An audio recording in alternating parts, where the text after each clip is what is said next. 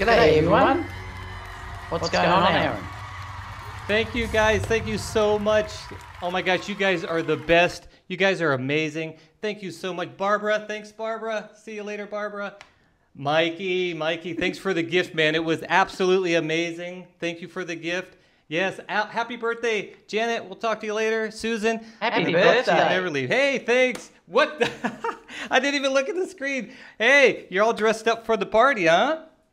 Well, I am dressed up for the party, Aaron, but this is, just in case, as people that are following me know, that whenever I go past a computer shop or a camera shop, I buy something, the disguise. Right?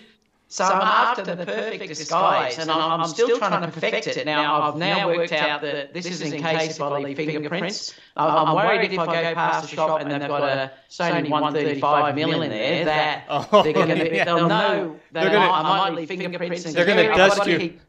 Yeah, I've got to keep everything away from Kerry and can't find out for at least a month. Oh, that's too So fun. how does this look? It looks good. And you're covering up your tattoos. That's a good thing because those security cameras are everywhere.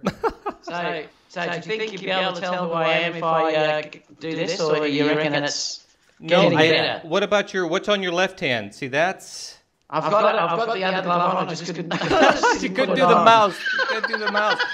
Hey, everybody. Thank you for joining us. We are a bunch of wild and wacky guys. As you guys can see, it's my birthday. We always talk about what we did this week. Happy birthday. Thank you. You guys can see the cake on the left. Let me go full screen on myself. You guys can see this wonderful cake. Every year, my wife comes up with these amazing cake ideas. Sometimes the cakes are made like cameras or Star Wars ships and all this stuff. So this year, she made me this is just half of it, a YouTube cake.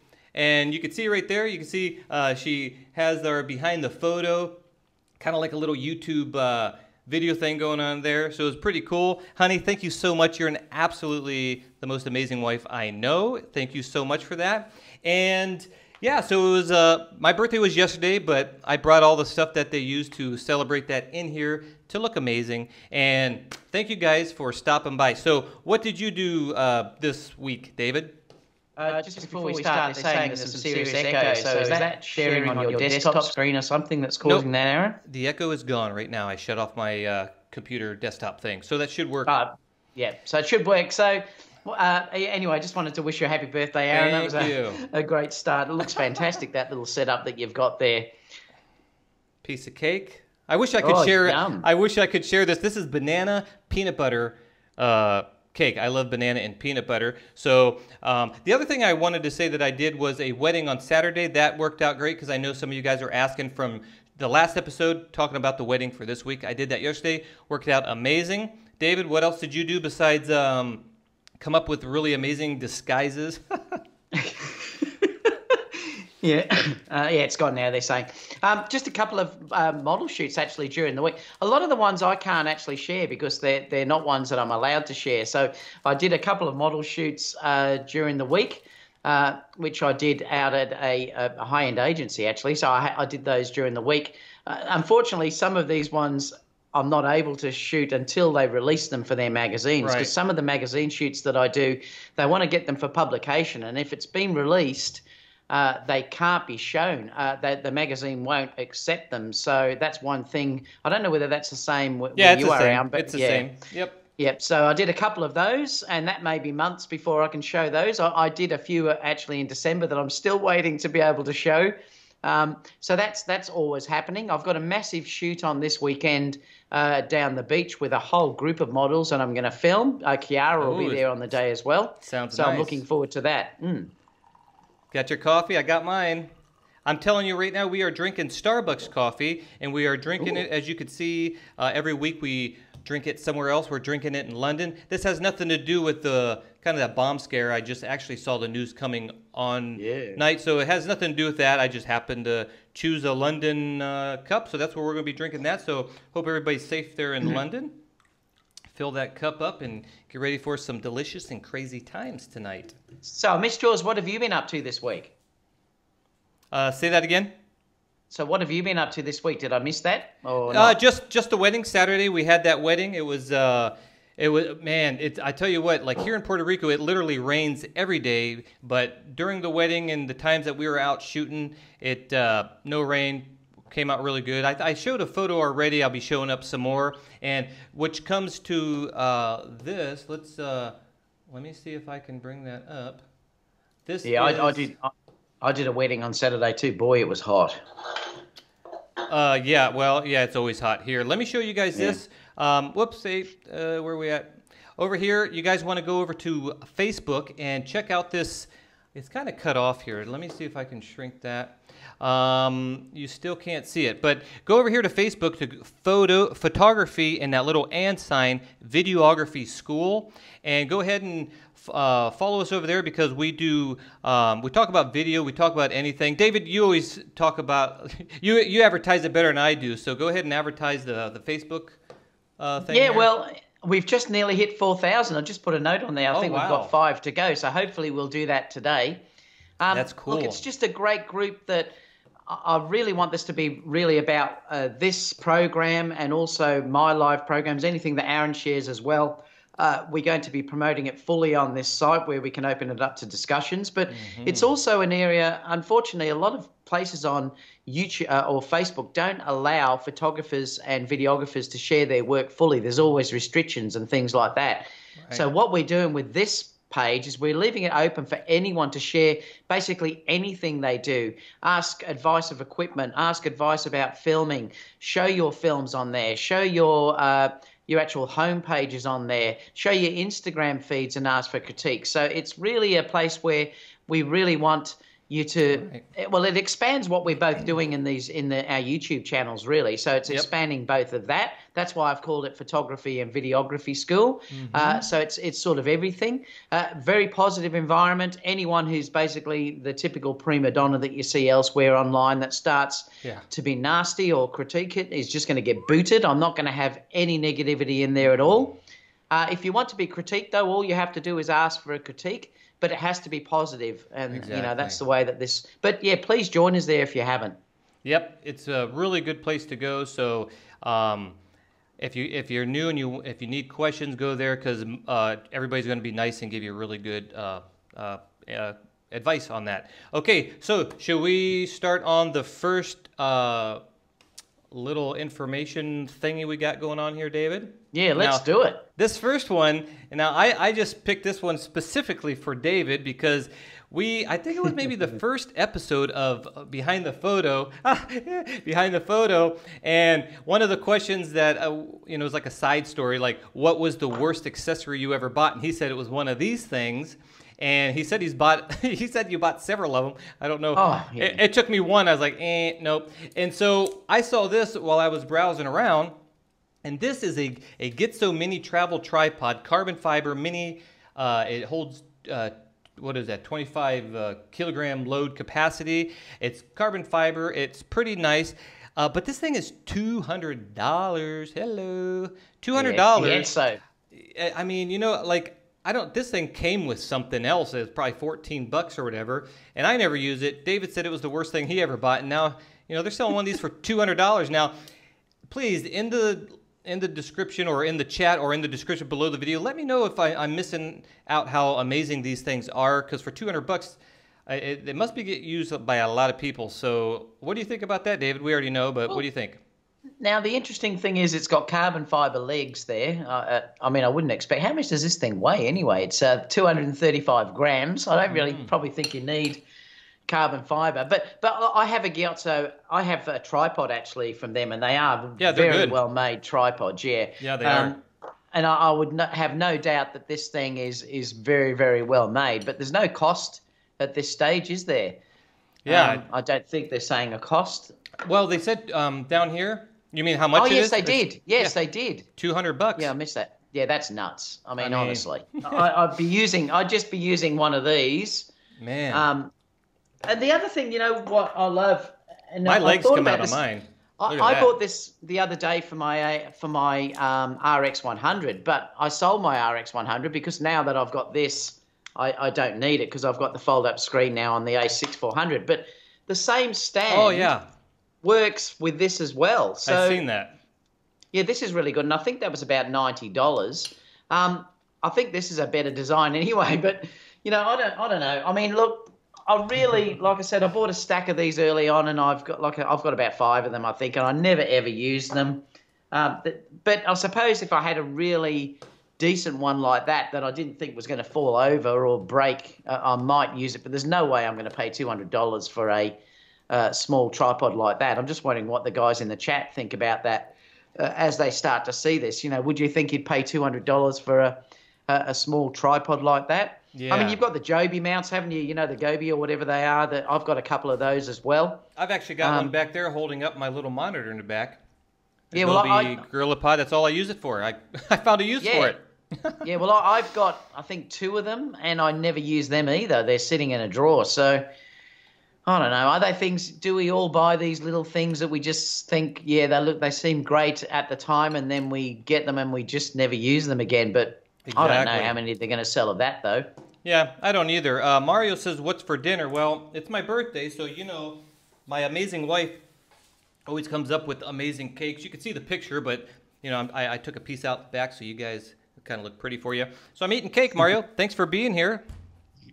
Dave Face Group is great. Yeah, thanks, Rob. That Facebook group is amazing. We want like-minded, nice, interactive people to go to that Facebook group because I'm sick of going to the other places and then just say crap about your work or whatever, or I see other people, Yeah, and the problem is sometimes the bigger they are, then the least you feel like it's a community, and they're so full of negative people. That's the problem. Like someone will come into one of these groups and they'll actually ask advice, and then someone says, "Why are you asking that? It's been asked a million times." Yeah. But that person may not have known that and not know how to search. Yep. There's no reason to be nasty for people that are learning.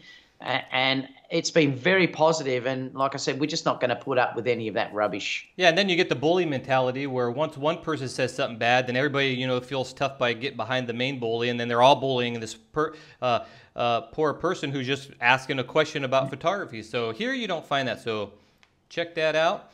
Now, I noticed Trevor said, no way, it does have a weight limit of 55 pounds, but it's too much. Yeah, because it does. I mean, it is. Oh. What's it saying? Well, the maximum load.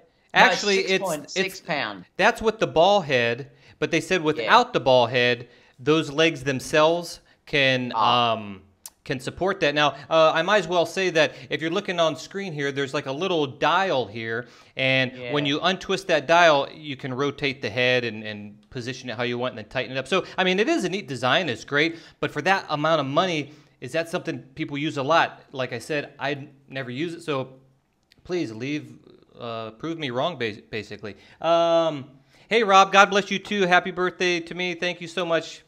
Glad you're here. I mean, I suppose, look, the other thing too with vloggers now, these things are probably going to become a lot more popular. That's why I thought I'd like that, that type of design where I can sit it on a bench and face me. But there's no way I'm going to be paying that sort of money for, but someone probably will. I mean, like I said, they are a great made product. The tripods are fantastic, so it may sell. I don't know. All right. Well, let's move on. Now, this was an interesting discussion, wasn't it? I put a video about this up the other day, but what do you think about this? Are we on? I'm not on that one yet, David. I am on the cage. Now I'm on it. I'm on it. Stay right there. I went too far. Yep. Okay. Yeah, I saw that. So I found out about this because of your video, actually. So if you're watching for the first time, definitely, because you're on my channel, go over to David Oastler's YouTube channel. Link is going to be in the description after the show.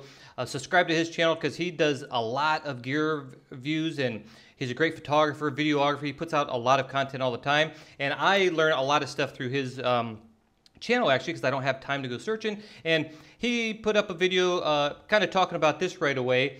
And I think this is like the beginning of the merge of how, let's say, more professional DSLR cameras are going to be, where they're going to start merging in Android-type systems into the camera. I'll let you talk a little more about it, David, because you already, did really good on your video. Well, it's an interesting concept. Like a lot of people have been slamming it, I suppose. But this probably, is the first of its type like that. I think Sony brought out a sort of similar thing, but it wasn't working with an Android type operating system. It was just a small mount that really was useless, and it never went anywhere. Right. This is the first time I've seen one that is a real phone type interface that has a 4G card in it that you know will connect to your wireless network or your phone network, and it's using a micro four thirds sensor inside it. So the thing is, I've said all along that I do believe the future of camera manufacturers are to get, like Sony, for instance. There's no reason why Sony could not put their remote, because they do make good phones. I haven't got them. I've got an Apple. But there's no reason why Sony could not use their phone interface that they do. That's very, very good.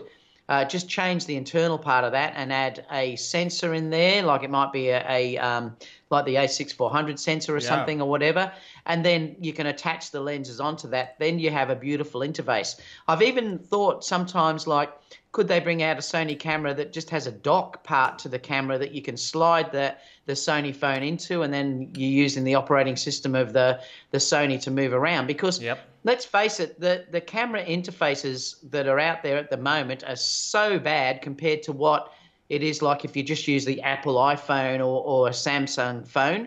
They have so much better in their interfaces, and if they can incorporate that onto a camera, you'd be in a win-win type situation. And this is the first one I've seen where it's sort of going down that line. I know a lot of people are saying, look, you might as well be carrying around a big, like an A6400 or whatever. Yes, but the young generation that wants to immediately upload the stuff without having to sync to their phone, it's all inbuilt. There probably is a market for this type of thing. What do you think, Aaron? Yeah, see, I was reading too that it has a SIM card. So, like, I do a lot of offloading with wireless, actually, when I'm doing a wedding or something to put it up really quick. And now I don't like the design. I mean, I'm not going to go do professional shoots with a design like this. I want physical buttons. But if they can implement at least a SIM card with, Panasonic has great, I heard Canon does too, has great touch screens and all that stuff. If they just put a SIM card in there and be able to have some of those apps, Facebook and all that stuff, where you can just upload stuff, I think it's great and I welcome it. But I do, of course, want I want, like, my Sony A7 III to have this type of software inside. Basically, I was getting excited when I first got a Sony. What camera was it when I switched? It was a Sony A6000. The Play Memories app. I was like, oh my gosh, look, Sony's starting to get all kind of apps and stuff. And I thought, here we are like years later, and it never really progressed. I thought it was going to progress pretty quick, but it never did. And in fact, they got rid of it. So who knows? I mean, I'd love to see someone like Apple or Samsung do this, you know, like in a big way. It would be a really interesting product. Yes. Fascinating, actually, like, because I do love using the interface. Well, I mean, I'm an iPhone user like you are, Aaron, but I love using the interface on the phone, the way it just works, the way the touch screen works and everything else.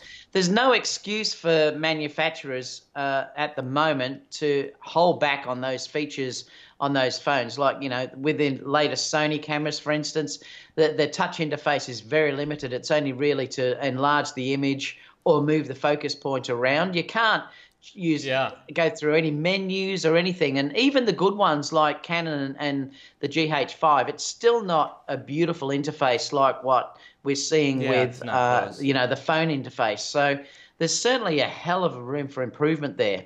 Right. Now, Trevor Pinnaki, I think that's what it says, he's asking what Yongnuo sells. They actually make lenses and flashes, and they might make other accessories for certain things, but it looks like they're going to be getting into the camera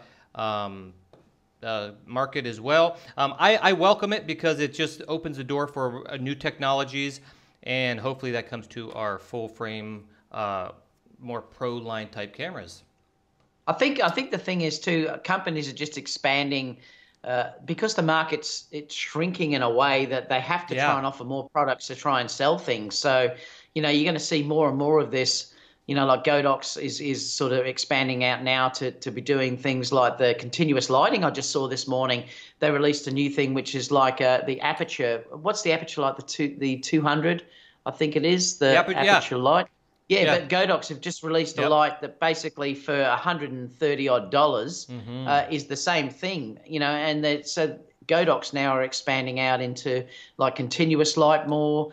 So everyone's sort of bringing Exactly. out all these exciting new products. Yeah, so it's really cool. All righty, so are we on to the next one? Yep. This is a cage for the Atomos Ninja 5. Now, I'm not a huge fan of monitors. I mean, I do video work, professional video work, but I've always ended up just using the screen on the camera. It always worked fine for me. But I think my main issue with monitors, let's see, let me make you full screen, David, so you can see that. I was just going to show that this is the Shogun. So this is a larger one than that. This is 7 inches. So Right. this is but I have the cage. This is a small rig cage sort of built on it. But I'm sort of a lot like you, Aaron. I very rarely use them because they're so cumbersome and you've got to lug around all this extra gear all the time. I really only got this so I can record the menus from the camera for when I'm showing it on YouTube. That's the only real reason why. Yeah. Yeah. Now, I do have a monitor, and the only times I've really used it was when I have a camera on a crane, and this was a pre-Panasonic GH2 era for me, Canon cameras and stuff, 5D Mark, whatever they were back then. And I would need to see what the camera sees, so I would wire them down with HDMI. When I got the Panasonic GH2, it implemented an app that I could use on iPad mini, I think it was at the time, I can't remember. And then I was using that instead of monitors because I just rather use the flippy screens on my Panasonic camera. So, you know, but the thing is, what I like about this, let me scroll down. Let me go. I'm sorry, guys. I put you off here. Where are we at? Right here. If you scroll down, the one thing I don't like about them, of course, is an extra piece of gear, the weight, batteries, but the cables is an issue for me. But if you see, this has built-in, maybe yours does too, David, but it has cable stops or whatever, where you put your cable in there, you tighten it down, so you can't break nothing there. And then if I were to have these go on my camera, I would want my camera to have a cage with those cable clamps as well, because I never had those, and I was always afraid that they were going to break. So if I were to use one, I would probably get something like this cage, and it also comes with a really nifty sunshade, as you can see here, that snaps on it. And this is the price right here, $695. I don't know if that's expensive because I don't really price those things. That's the actual monitor itself. The cage is 128. 128. That's I don't know what that is in. That's euro, isn't it? I think. Let me just check. I don't know what that is in dollars. Yeah, that's euro. So it'd probably be something similar, I would say, to US price. Yeah. So what do you guys think? Let us know. Do you use monitors? Now, I know a lot of people in here are photographers, but even after this airing of the show, leave some comments. Let me know what you think if you have one. Did it come out yet? I don't even know if it came out yet. Yeah, the one I had does have that. The one I just showed you does have the things to hold the clamps, the cable HDMI. clamps. Yeah, but I don't find it's much of an issue on the monitor side due to the fact that that's full HDMI. The area that always bothers me is the camera side, which is mini. I hate the mini HDMI that Sony use. I so wish it was like the GH5, which was a full one. Same because with the G9. they never fall out. Yeah, and I sometimes when I'm doing video and I'm always paranoid if I'm going to a monitor, and I have had it happen, the camera side comes out. So then you need a cage on the camera side or something to hold that in. That's why I never deal with the monitors. I'm like kind of, usually the productions I do is a very small, like me and like maybe 3 other people is like the biggest production crew that I usually have. And we just use the screen on the camera unless we need it. Okay, so I mean, just before you move on, there are some real advantages to using one because you can record in ProRes, which means then your computer is going to fly through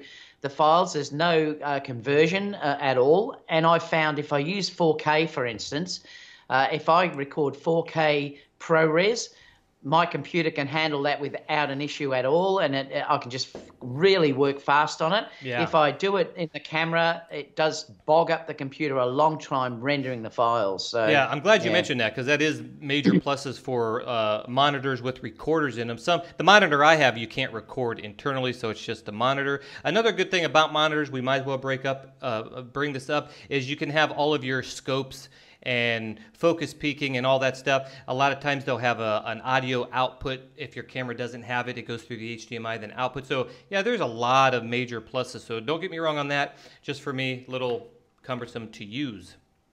I just noticed also said, I've been thinking about getting the Atomos Ninja V. What are you guys' thoughts on the quality control of their units? Well, I've heard the V is very, very good.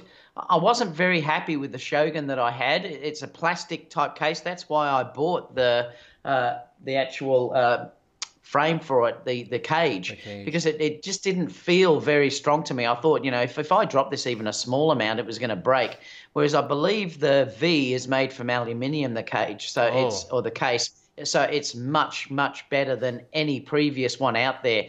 I have heard some issues about that, but, you know, I do like promoting them because they're a good Aussie company. They actually are from Melbourne near me. Yeah, I know. That's cool. No, they're very good. I always hear great things about them. So, yep, very, very good. Okay, next story. This is the, I don't know too much about off-market type of lenses. I never usually use them. Have you ever used these types of lenses? This is called the Lomogon 2.5 32 millimeter art lens. Yeah, I looked at this when you sent it to me. It was interesting. Yeah, it's a specialty lens. Of course, it's 32 millimeters. Apparently that the apertures stop down in a way. Let's see if I can find this somewhere here. You got, you know, when you stop it down, you have this dial on the side. And every time you go, you can feel it click to the next aperture. And you got 2.5, f4, f5.6, f8, f11. And I thought it was said f22 somewhere. But they were saying that when every time you stop it down, it's in a perfect position to make a perfectly round aperture, which makes beautiful bokeh. So I think it's a bokeh lens, and 32 millimeters, kind of nice, actually, kind of artsy looking. Let's go down to some photo. They got this cool brass finish on these. So you got this type of look here. And so you take that little filter thing out, obviously, do you, that has the bokeh shape? Is that how it works, or is that what sets your aperture? Yeah, that's what you set your aperture. You just spin it basically, and every time you spin it, you can feel a definite click that it says, so you know you're in your next aperture, because there's no communication with the lens, so it's a manual focus.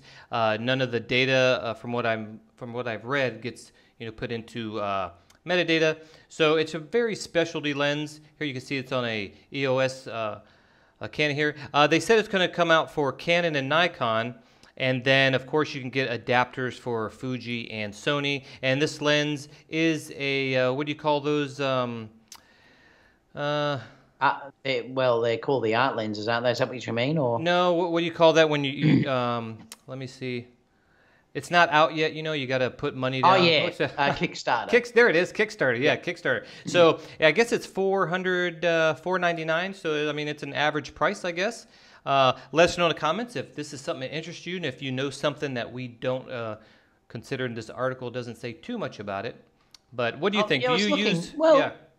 I don't use any, but I mean, it's quite interesting to look at the results that you're getting from it. It's sort of a lot of it, I suppose, with the Instagram crowd that's in now. They look like they've sort of got Instagram filters directly from the start, and some people love it, and I don't mind it either. It'd be fun. It would be as fun as to go out and play with this if you had some time. Yeah, it's like just to give it a go. Yep, like an artsy type lens, and maybe some people out there could probably even kind of create their own photography style using it. But for professional use, I don't know if it's very good, just because if a client's looking for a specific clean look, do you get that? I don't know. Leave some comments, guys. Anything in the comments, by the way, as we speak? Well, someone, Trev saying, is this a full frame lens? Yes. Well, I think it is, yes. Yes, a full frame. The interesting thing is this can ignite your love. This sort of thing, if you're struggling for artistic ideas or whatever, and you're getting bored with photography, using a manual focus lens and things like this can really change the way you think. And that's one great thing about this. It's like when I used to shoot with the Voigtlander. I loved it because, you'd be manual focus. You really had to think about what you were doing. We become very automated with how things are at the moment, like particularly if you're dealing with how good the latest focusing and everything is on the newer cameras. And it does take sometimes the art out of it, or your thinking, because you can just basically point and shoot. But if you have to manually use your feet to get in and out like you will with this, plus manual focus, you really have to think about what you're going to do with each shot, and that can be great fun. And I really do recommend that you get one lens at least like that. I've got an old Nikon that I use that's a 35 1.8. Oh, cool. That's a manual focus lens. And I love just putting that on just to feel how the focus works. They're beautiful. All these old vintage lenses are so beautiful to look at, and they can give you a different look as well. You know, it's good fun. No, yeah, you said it perfect, because that's why I like actually shooting with prime lenses, is just because it makes you move around a bit. But it was funny because when I got the Sony a7 III, man, I felt like I was cheating, because we were doing this one model shoot, and she was like on a rock, and I was just holding my camera above to get like a perspective like that. And I mean, I didn't have to put any focus points or nothing. I just held down the eye autofocus, and it just focused. I felt like I was cheating. So it kind of can get boring in a sense. It's good for work, you know, when you weddings and stuff. But if you're just out, it's just so easy. It's like, that's kind of why I ended up, you know, going with primes, because it's just a little bit I have to work for it, and it feels better. So, yep. I'm just laughing at Oreo's comment because he says about the Lomogon or whatever it's called. I think it's easy to have great bokeh when everything is out of focus. Yeah, can you see this right here? Yeah, that's funny. I don't know anything about the lens. They only show one photo, so who knows? Anyways, the next story, right? What do we got going on here? We've got Samyang. Yeah, I'll let you go first on this one, David. Well, it's interesting because Samyang are the first party or manufacturer to come out with RF lenses. So they're the first third-party manufacturer to do it. And they've got a 14mm 2.8 and an 85 1.4. Samyang have improved their lenses quite drastically over the last few years. They really did. I never used to like using them early on because I used to find them very noisy, not very sharp, things like that. But now they really are quite good. Yeah, they are. In fact, I'd like to try a few of these. But this is good news if you've bought into the Canon system and you need some RF lenses that are cheaper, because they're going to be very good quality, I'd say, and also at a very reasonable price compared to some of their more high-ended lenses. But good on Samyang for doing this and bringing it out. I think they've only announced it, so they're not saying yet when they're going to be announced, I don't think, or released. But that's two good lenses. A 14mm 2.8 is a nice wide lens. And then obviously the other one, it says it's got a built-in pedal-shaped hood that blocks the sun. They look like they're quite well made looking at them. Yeah, they do. They are manual focus, by the way. Yes, yeah, they will be manual focus. But they look like the results that are down the bottom look like they're quite good. I mean, I can't really see anything wrong with them. There's also the 85 1.4 as well. That would be beautiful. So is that manual focus as well, is it? I think it was. Yes, it is. Yep. But, you know, like I said, if you want to get in a little bit more cheaply and you want, say, an 85 and a nice wide-angle lens particularly are fantastic, and it doesn't matter if they're manual focus really, because everything is generally in focus anyway. You've got such depth of field with these wide-angle lenses.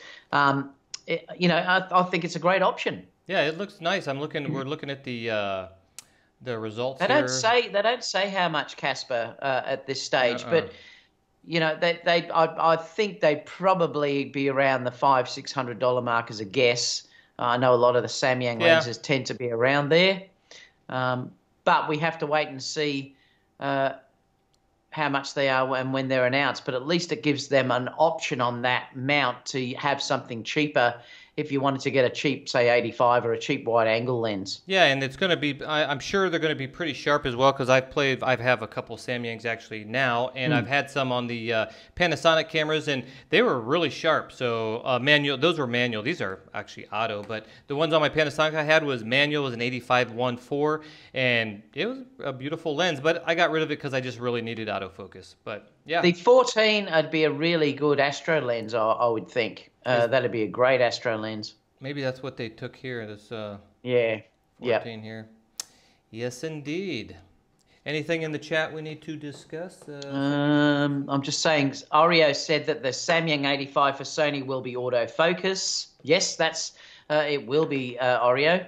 It'd be interesting to see what that's like when it's out. Flying High or Low said if anyone wants to have vintage lenses, why don't you eBay. get some on eBay? Yeah, and eBay has millions of them that you can get. That's where I got mine from, actually. That's where I got the Nikon one that I have.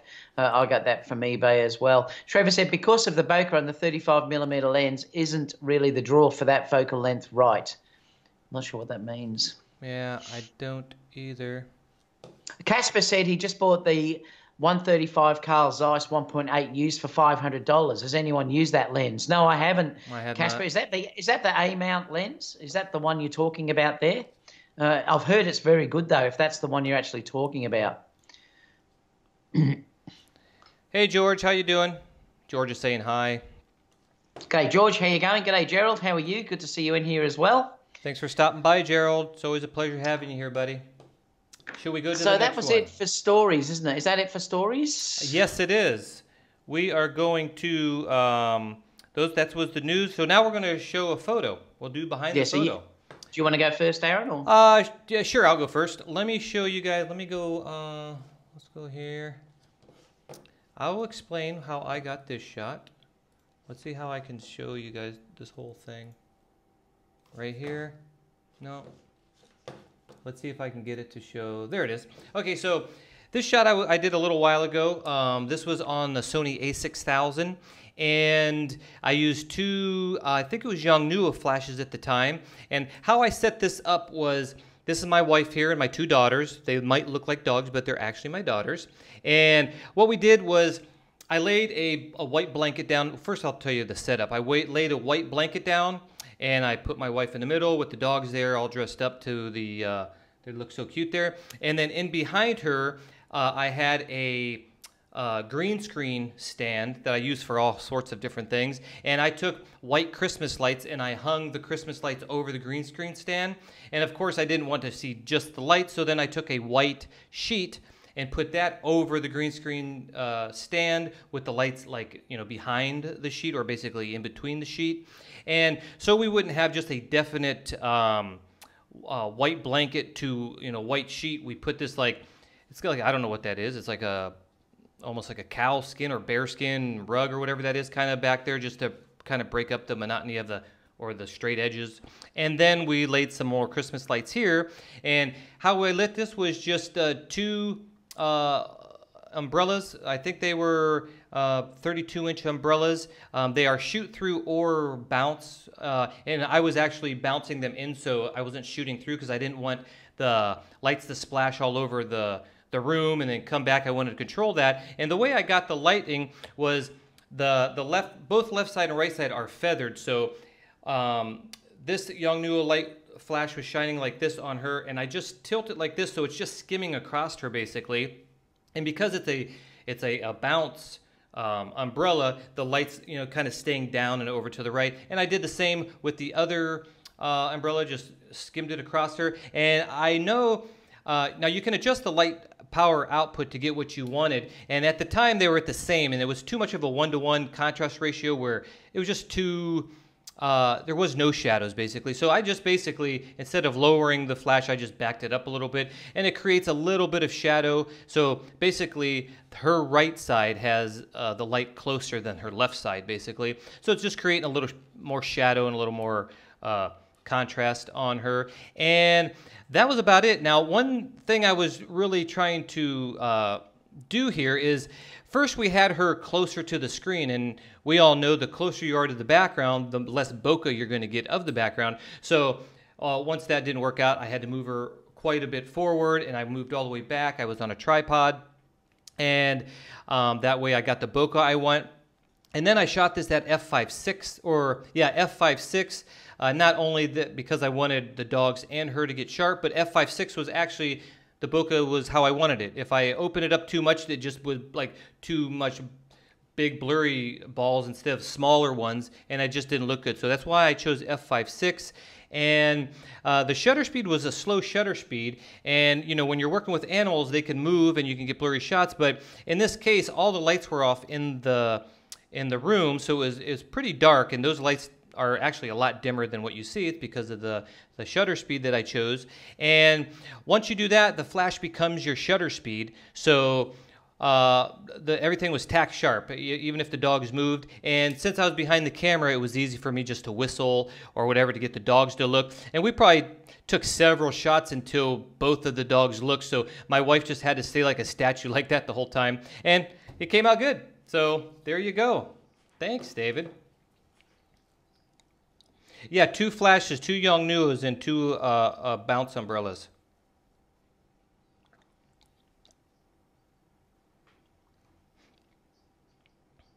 Yes, this was done a while ago before I had continuous light, and this is a perfect example. I mean, perfect example for continuous light because it was dark. I mean, I actually used continuous LED lights, not now with this setup, but on most of all my other YouTubes. If you don't see this background, those were used with continuous lights with those umbrellas. And oh man, I'm telling you, Dave, that's a good point, and I would have definitely did that as well. Good.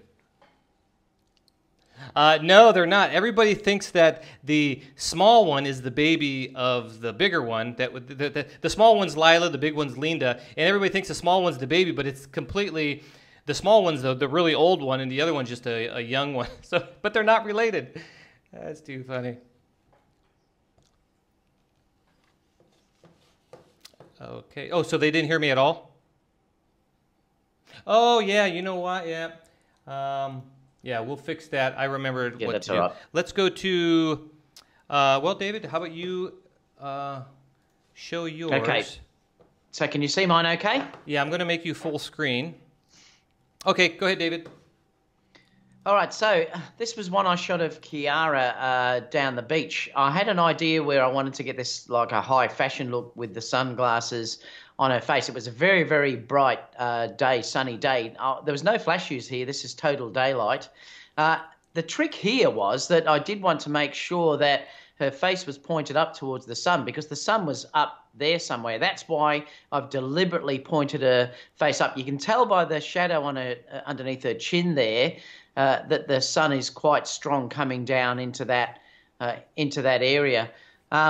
So basically, when we're doing this, I did this at 250th of a second, 5.6, and ISO 200. Again, this will be where a lot of people will just use 2.8 or 1.8 or whatever, and I wanted to show that wave that was coming in through the background through here because I wanted that to actually show, and that's why I decided to shoot at 5.6. It was the 70-200 f4, and I love that lens. I really do like using the 70-200 f4. I don't need the 2.8 lens, in fact. I love that weight of that lens, and it's nice and sharp. The important thing was the way that she looks up, and I was after that reflection that you can see in her sunglasses, and I love the fall off of the natural light with the shadow coming down on the face on this side. Beautiful. And it's really, I adore this photo. I just put it on Instagram, actually, and it got a lot of interest through there. Natural light can be beautiful. You don't always need to bring flash and things like that if you can use the natural light, as long as you point the face up. Now, she would have struggled if she wasn't wearing sunglasses due to the fact that she was looking up towards the sun. But I love the way that she's looking up like that. The hair's just blowing gently in the wind, and I've got enough of the foreground there with the waves and that showing, so you can sort of tell where she is. But yeah, I just wanted to show something different with natural light rather than being lit. Yep, I love that shot, and you know me and my photos, and I've catching you. I don't know if it was just by chance, but her shirt matches the whole color of the background, which is I'm a big fan of. So I love that, and yeah, my gosh, I had no idea you did that with natural light because it's so. It's a really well placed. I might have missed. I was reading chat. Did she look into? Did you just tell her to look in the direction of the sun, and you kept her spinning her until it looked right? Or I'm always directing them to look where I need them to look, and I remember particularly with this saying, put your glasses on. I want you to point your head up. I usually use my hands as a motion to say, move it up to this point where I'm happy with it, because then I can see how it looks with the shadows and everything falling on. And yeah, it was a deliberate ploy to get the face in that exact position with the reflection in the glasses that you can see in the top sort of left-hand corner there. Yeah, the first thing I noticed when I saw that it was very soft light, and I said, "Wow, he really balanced his flash out to not look flashy." And here you didn't even use it. And then the reflection in the glasses looked really good, and the tilt of the chin, love it, very, very good. Okay, they wanted to ask real quick, well, they couldn't hear you, and I just wanted to recap real quick. When we were talking about my photo, David brought up the fact that he would have used LED lighting now because, you know, it's available, and that's what he was saying about using LED light in dark rooms like that. So, alrighty. What else in the chat here, David? Anything? Just people were saying they loved your photo, Aaron. Okay. Couple Oreo and Oastler also said nice shot, well exposed as well. Yeah, it was perfectly lit shot, and it was all natural. Okay, what are we doing next? Okay, so we're gonna do a little side story. So we've got the main story. Your side story, yeah. Little side story is I just every once in a while I see comments kind of come up or questions on my YouTube channel, and this one kind of came up a few times this week, and I just wanted to ask David what camera would he use if he didn't get paid anymore. So if you didn't do any more paid shoots, and so you didn't have the stress of having that camera that did whatever, and it's just whatever camera, what camera would you be using, David, as a hobbyist? Well, probably if I could have, just as a hobbyist, I would probably use the A6400 that I've just got. That would be the one that I would now use due to the fact of the tracking and stuff in it that is just incredible. I wouldn't worry about it not having IBIS because, you know, I'm just doing this for fun as well. I mean, it'd be a toss between that and also my iPhone because I take my iPhone everywhere, and the results I can get from that camera are pretty amazing apart from low light night stuff. But I think if I was just doing this for fun without the pressure of work and anything else out there on the market, yeah, I would probably just get the A6400 now after using it for a while. Oh, so you like that little thing, huh? Yeah, I do, yeah. It was worth the eyeball roll from the old wife, was. Huh? Yes. That's good. I'm glad you really like the camera. Now, for me, there's two cameras that I would love to play around with, and that is actually the Panasonic G9. I had that camera for a year, and that camera literally was the perfect camera that I've ever had. I mean, it had everything I needed, and people would say, well, why'd you get rid of it? And it's just because of that full frame sensor. When you're doing like weddings, there's just nothing. People get mad at me, some of the Micro Four Thirds users, but there is a huge difference in quality, low light performance than the Micro Four Thirds. If you're someone who doesn't need run and gun, low light type of stuff, it's great. And I did it for professional work as well, but looking back now, that would be, I love the Sony a7 III, but I would probably get the Panasonic G9 because it had 4K 60p, it had a completely tiltable screen, it had a great app to go, that app that you can view stuff on, whatever. It has focus stacking, time-lapse that makes it into a movie for you. It has pixel shift so you can make huge things for big print. It has so many stuff in it, and the colors were great. The size was great. So it would be between that or the XT3. The XT3. Yeah, someone just mentioned that. Trev just mentioned the XT3. Yeah, the XT3. Now, why I would choose the G9 over the XT3 is I was thinking about battery. But then why I love my Sony isn't just for dynamic range and ISO, it's that autofocus, which the TX3 has, or close to it. The G9 doesn't. So those two cameras are a toss-up, but being that I just loved all the functionality of the Panasonic, it would probably be that, but it would be a toss-up between the XT3. So that's what I would choose. Yeah, or just keep the Sony a7 III because it's great. Well, that is the XT3 is a great camera. It really is, and it's probably got the best video out there like that for definitely APS-C. It definitely beats the Sony's. 42 Pro says the A6400 will probably be my next camera as well. Waiting on the A7000 is frustrating. That's why I just decided I've had enough waiting. Yeah. 42 Pros. I'm sick and tired of waiting, and I needed something that I could vlog with. But I've been very happy with it. Like if you check my review of it, you'll see how well that camera actually works. If you shoot in 4K, it's fantastic. 1080p is terrible. It's very, very soft. This is where the XT3 will kill it because it's sharp in 1080, and you've also got 4K 60p and that But if you want to go down the Sony line, the A6400 is a really good camera for the price. Yeah, I've been hearing everybody loves that. The other thing about the X-T3 is if you don't want to do all that raw processing, it has great, everybody knows the Fuji colors out of the JPEGs. So, JPEGs, yeah. So if you're not doing professional stuff, maybe I would do more JPEG. I still shoot JPEG. I got a video on how to get the best color from your Sony A7 III, so check on my YouTube channel. It's out there, and I'm getting great colors out of it, but the Fuji is a nice camera. Okay, so... Oreo, go ahead. has said if I wasn't a pro... my one digital camera would still be the A7R III because he loves the high res. However, my most used camera would not be digital. It would be my Zeiss Icon film rangefinder. So he'd still love to be shooting his rangefinder. That's nice. Ken said Sony A6400 or Sony A7 III for wedding video to go with the A9. The A7 III is definitely a better camera. I would definitely get that over it. But you know what? There's two ways of thinking about this, Ken. I still haven't used it because the wedding I did on the weekend was not video. It was only stills. If it's a second camera and you're doing B-roll with it, I think the tracking on the A6400 would be incredible for tracking something like the bride or whatever walking down the aisle, because that tracking is honestly, it's a game changer. Wow. But I'd be using the A9 for the video, which is what I always do, and then I'd have the A7 III, which I do for my second camera. So I would get the A7 III over the A6400, Ken. Yeah, like tracking the bride, since I just did a wedding on Saturday, that's probably the one shot that I always kind of like, I don't know, not struggle, but when I was doing Micro Four Thirds with the Panasonic, that was the one area that I was always nervous about, because I had to I used manual focus a lot with focus peaking because it was good on the G9 just to get those shots, because I just missed so many shots my first wedding doing that. I got a few in there, but yeah, tracking on the 6400 and the A9 would just make it so much easier. Yeah.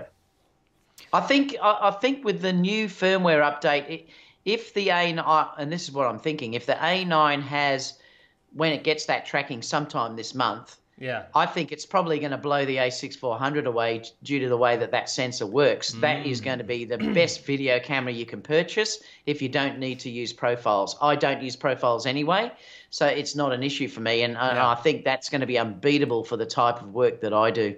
Well, the funny thing is me and my friend in Miami, we talking all the time. This is an opinion, but I believe that the A7 III is still the best camera for the price, the size, and all that stuff. All these new cameras came out, I just don't think touch it, and I believe that the A9 is, if you want to spend the extra money, still the best camera for that as well, if you don't like profiles and all that stuff. So, my gosh, they're good cameras. They really are.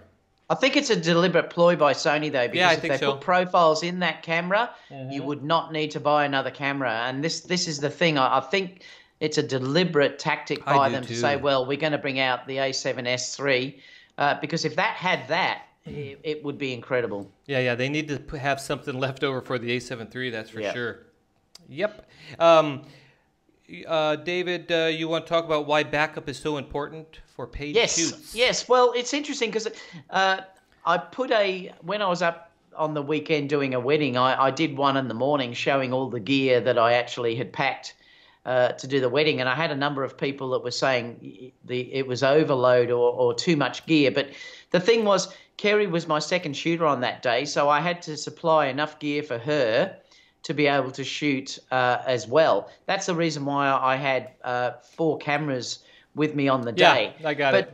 Yeah, but what I was saying to people was, as a working pro, if you're doing weddings, and particularly, well, it doesn't even matter if you're traveling. I was like 3 hours away from home, but you must have backup gear of every single thing that you've got in case if you have something that fails.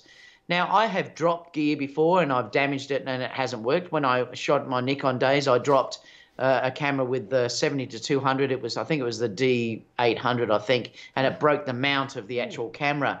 If I didn't have a backup camera, I couldn't have used the 2 cameras on the day or another camera on that day. So my philosophy is I've got backups of every single thing that I have, including triggers for the flashes, including flash. I take 3 or 4 flashes with me on the day in case if I have failures, things like that. I always carry multiple bodies. Even if I'm doing a shoot myself, I will carry 3 bodies just in case, because I usually use 2 on the day. It's easier than me changing lenses. I have 2 lenses on for different focal lengths, and then I can just keep swapping cameras.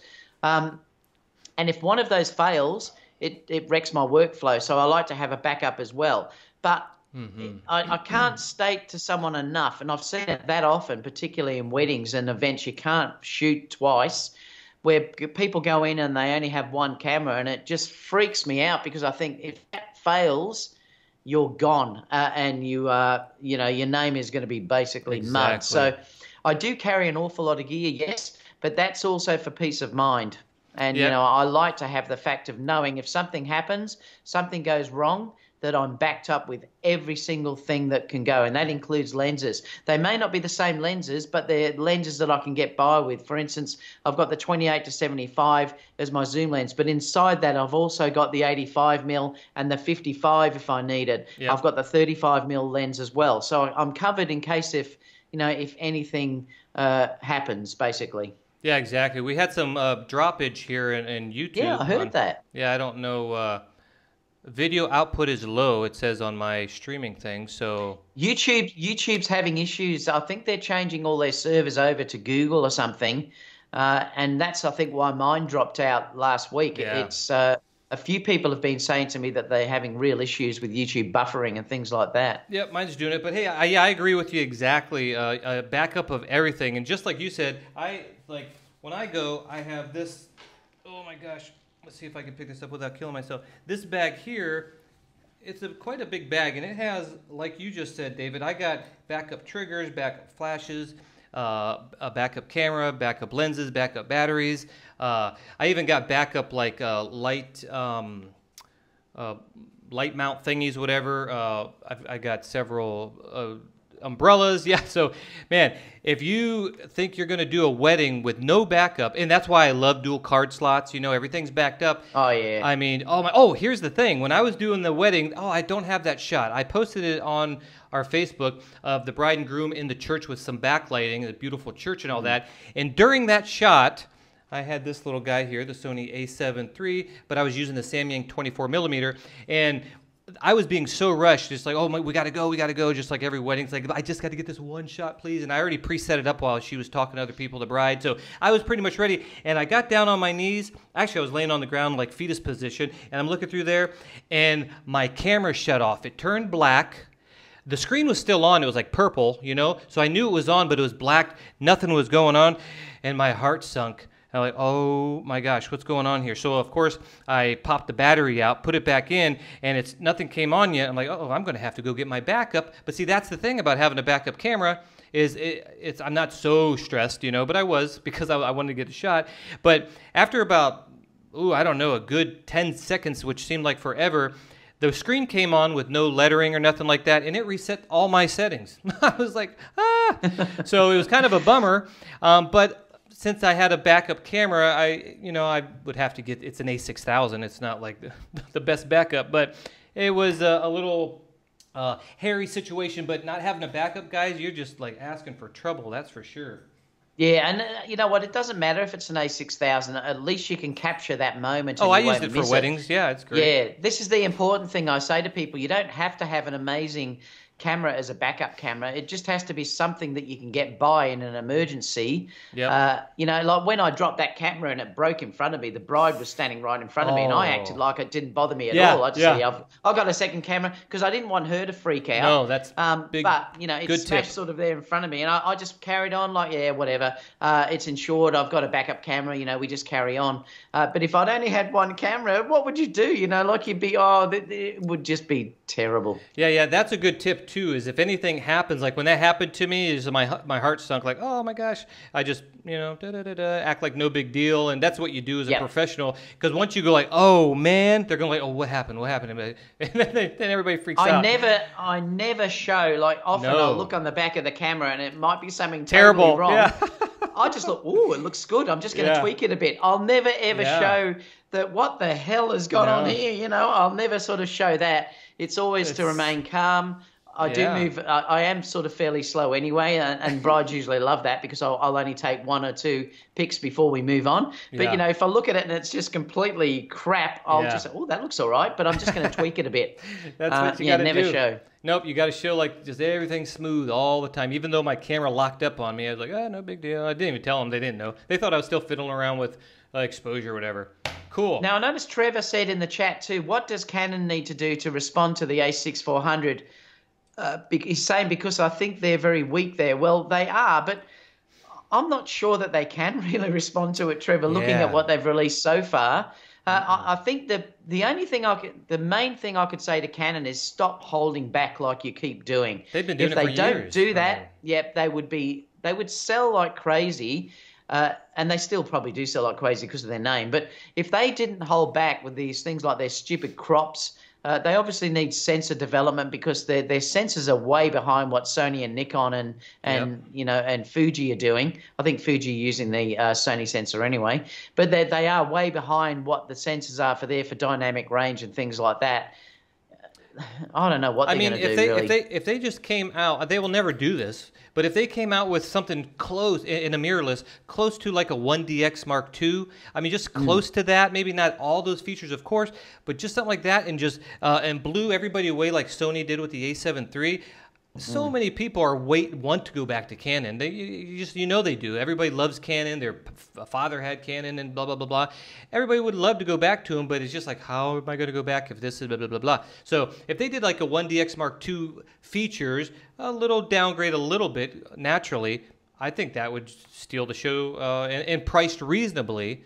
But they never do. They never change. Sooner or later, though, Aaron, they're going to have to because they have to. Eventually, they've got to do it. But it might be too late. That's the issue. If they keep waiting, it'll be too late.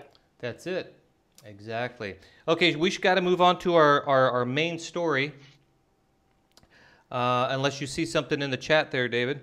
Just wanted to talk about HLG. Where did I see that? Also said, I've tried HLG on the A7 III and it's been doing pretty good when I color grade in Final Cut Pro. Yeah, I've just started looking at those. Like I said, for me, I like to work as quick as possible. So the less grading that I have to do, I'm happy. And everyone keeps asking what profiles I'm using. And I always say none. And they go, I don't either. I just think keep it simple. I'm a videographer and a colorist, self-taught colorist, to be honest. And I don't use profiles. We'll go into that on another show. I can go too long on color and all that stuff. Okay, should we go to the main story, David? Yes. Yep. Okay, main story. Let's go over to the. All right, here. Okay, Costco says it will close the photo departments at several stores in April. That's pretty shocking, actually. I mean, maybe it's not shocking, I guess, but I always remember Costco and all their printing locations were always kind of nice and stuff. But here they're going to close the doors. Apparently, they're not getting as much requests to print. Is that what you think, David? Or just nobody's printing anymore? Well, that's one thing, and I'd love the people in the chat to talk about this later on when they see the video later on, because it's really interesting. I don't sell anywhere near the amount of prints that I used to sell. Nowhere near the amounts. Like every wedding I did, every portrait shoot I did, they would always buy prints. And I tried to hold off for as long as possible by saying, well, you've got to buy prints, but it was affecting my business. And I had to give up on that eventually, where I've now said, well, I have to give digital files out, because if they didn't, they just wouldn't hire me anymore. And I think, and this is why I'd love to talk to other people as well, the new generation of kids that are growing up now and coming out of it aren't so much into prints. I do still think it's the best way to look at an image is to see a print and it's gorgeous, but I don't think kids care anymore. Yeah, they are showing a print there. They're stunning, but I don't think people are interested in that anymore. They just like to look at it on their iPad or on their TV screen, on their monitor, on their iPad, whatever they're looking at. And print shops are in real trouble, I think. And the way they're going, I don't even know how long they'll survive, and they'll close, and we won't even have the option anymore. You just have to basically buy your own printer and do that. Yeah. Like I hear them shutting down all the time, and it's. Do you find that, Aaron? Are you selling many prints now? No, I don't, not really. I don't do that many prints. Almost everybody that I do are happy with the digital. Nobody's printing actually. Someone said something about Virginia. They closed one by their house. Rob. Yeah, not really. I like prints. I don't print much either myself, but when you do print it, it just looks so nice and all that. And I think everybody's just happy having all their photos. If you're a bride and groom and you hire a photographer and you download all the photos or whatever, they just like to show their family and friends on Facebook and that. I mean, not too many people go over to the house perhaps, and they don't want to show books, and they just, everything's fast now. Who sits around and looks through pictures? It's just kind of an old way of doing things, because you're always going to put an iPad in someone's lap now. It's like, oh, look at these pictures. I mean, it happens all the time. So, yeah. Now, but we should have a discussion on this though too, Aaron, as one of our main things, because the interesting thing is, a print is far easier to keep over a very long period of time than what digital files is. Like everyone says, yes, but you can put it, in the web. But nothing safe that goes onto anything computer is actually safe, and that's the problem. Like, I mean, I used to store stuff on Flickr, and then I got the note about that now if you were storing stuff on Flickr, unless you paid money, they were going to be deleted. Like, you can never ever trust anything that's online or even anything that's saved digitally. You can save multiple things in different places, but there is the potential for something to go wrong with that. Whereas if you look after prints, I know they could burn or whatever, but that's rare. If you look after prints and they're archival prints, they're more or less guaranteed to last for 100 years. Exactly. And this is an interesting thing about it. Like, it's a shame that this stuff is disappearing, but you can't fight it. This is the problem. That's my whole point. You can't fight it. Just it is what it is. I have a friend who has a print. It's like kind of a print shop. He has a nice printer. He's the one who printed this out, actually. And it's like I don't even use them that much, just because nobody's wants to print. They just want to do the digital. So, yep, it's a shame. You said, are we ever going to be able to get prints? Well, someone mentioned, and I didn't get their name, but maybe he said maybe the online print shops are killing it for the brick and mortar print shops, where people are all digital. Their photos are on their computer already. Everything's digital, and they can just digitally send them over on the internet, and then they can get it in the mail. What do you think about that? Well, it is, and it's this generation of where they want everything immediately. I mean, the quality's crap for those online sites. It doesn't mean anything like what a lab will do, but a lot of the time people just don't care. That's this is half of the problem that you're facing, So anyway, we should have another discussion about this in another chat sometime. Yep. Okay, so let me do a tutorial real quick for you guys. It's going to be really quick, and then we can do some questions and answers and get out of here. So I wanted to do, let me go full screen here, desktop. Boop. Okay, so this is about, I was surprised how many people don't know this feature is in Adobe Premiere Pro, and that is how to sync your audio. So when you're recording a video with your camera and you're recording in the camera audio, and then you have an external device that's a better quality recorder, let's say, capturing the audio that way, and then when you bring the video clip with the audio with it embedded in it, let me see, right here. This is actually a commercial. That's my wife. She also is in my videos. Not only she's an actress too, not just a model. If we bring in like a clip like this, and it has its audio attached to it, I don't think we're going to hear that. Let me see. I'm going to give it a try. Let's just see what happens. If we don't hear it, oh well. Y Casa de Empeño en Mayagüez, tenemos hasta un... Don't know if you guys heard that. Maybe it doesn't matter. Anyway, so you got your clip with your audio, and let's say you bring in your other file from your external recorder, and let's say, you can see it. Let's say it's this right here. Basically what you do, and I'm shocked people don't know this, before we had to do the clap. That way you sync the audio from the camera audio to the external audio by finding the peaks in the, like in the file, and you kind of match them up, and you got to kind of go this way and go that way till the lips match up and all that. We don't have to do that no more with Premiere Pro. And basically what you do is if this was the separate audio, you just kind of get it close basically. And if you go ahead and you left hold the mouse button and select all that, all you do is right click and you come up here to synchronize. And if this isn't checked already, you click on audio and you click on OK and it syncs it for you. It's like really easy. And I get questions on some of my older videos before this feature came out, but I still get it today. And that's how you sync audio. And then what I do is I just come in here and I right click on the video and I go ungroup.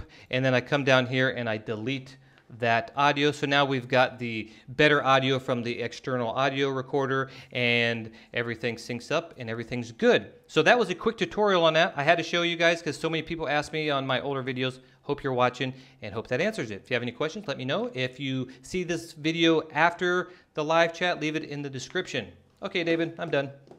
Yeah, that's good.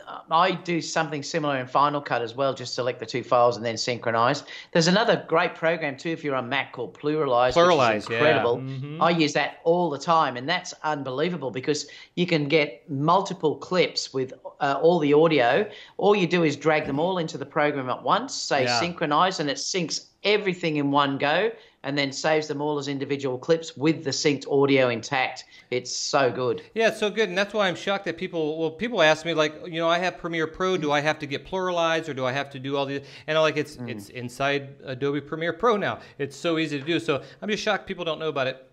Anyways. So questions, if you wanted to switch to the screen on my side, Aaron, I'll just, we can see a few, that we can grab out. Oreo said there, Aaron, I sell prints well, actually. So he's still selling them, obviously, in Italy. I have a Canon Print Pro 1, and I print everything myself up to A3 format. I have thought about doing that sometimes, but I just don't know if I can justify the cost. Perhaps in Italy, Oreo, you know, that it may be much more popular. In fact, that's where I send my wedding albums to Graphy Studio. They go over to Italy over there. Trevor said the knowledge of true master printers is going to be lost, and that's kind of terrifying for me. It's very difficult to build knowledge and expertise. Certainly is. Yes. You see any that interest you, Aaron? I'm looking here. I'm seeing if you're making sure my audio is on there. Let me look here. I typed to somebody. Gerald says he uses Adorama Pix, part of Adorama, and they do all kinds of printing, books, etc. Who do you mainly use in Puerto Rico, Aaron? For what was that? For your prints? Just local shops here. Flying High says, my wife is from Indonesia. There it's still a habit of going to the studio and getting family photos. I'm assuming that it will be declining though. So you're saying in Indonesia, Flying High, that you're still selling prints? Is that what you're saying? Trevor said, could you even find anyone to recreate a print from Ansel Adams' negative anymore? It wouldn't be easy, that's for sure. Oh my gosh, that's true, huh? Torben says about firmware updates for the Samyang. Yeah, the Samyang, I don't know what firmware you're on there, Torben, but they have version 3 for the Samyang 24 and for the 35, and there is a huge improvement on that. So you can look it up and read about it. And there's a video, it's in Chinese, but you don't really have to know the language to see, because they show you the old version and they put V2 at the bottom of the video and then V3, and you can see how much dramatically difference it is. Gerald says he uses Adorama Pix archival printing, and personally have a 24-inch archival printer. These prints will outlive my heirs. They will for, that's right, generations. Yeah, I heard that. Julian. Oh. Yeah, Julian also said, I've got my 2875 Tamron, loving it, had to share. Nice. Gerald, Adorama Pix, I've been looking at them a few years ago. They look like really, really good, so that's cool you're using them. 42 Pro says Pluralize is awesome. Yep, like I said, I love it as well. And that's about, we down to the end there, Aaron, which is good. It's been a great show. Yes, it has been. Kind of ran a little late there, but wanted to get that tutorial to you guys. So if you guys have any comments and after the show, please leave them in the description. in the comment section, and in the description I'm going to leave links to David Oastler's YouTube channel, so click on his and go subscribe to him, because if you like this show, next week it's going to be on his channel. He's going to host it, then the next week it's on mine, and we go back and forth like that. And make sure you guys check out the photography and video school, photography and that little and thing, photography school on Facebook. We'd love to have you over there. I want to thank everybody for stopping by, watching these live videos. If you haven't done it already, but give a big kerplunk on the thumbs up before the end of the stream here. So if you're watching, just boom, give it a thumbs up. That really helps us out. And leave some comments. Even small comments actually helps the flow of algorithms and stuff on YouTube. So we really appreciate you guys doing that. Thank you for stopping by.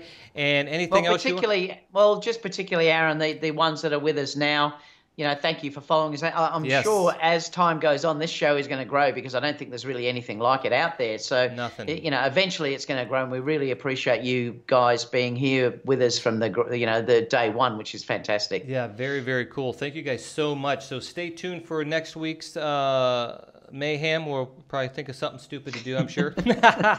We'll do some more disguises. You got to change your disguise, David. Your wife's going to be on to you. She's going to know what your disguise is now, so you got to change it. Okay, I think that's it, guys. All right, catch you, everyone. Okay, bye. I would say we were good together.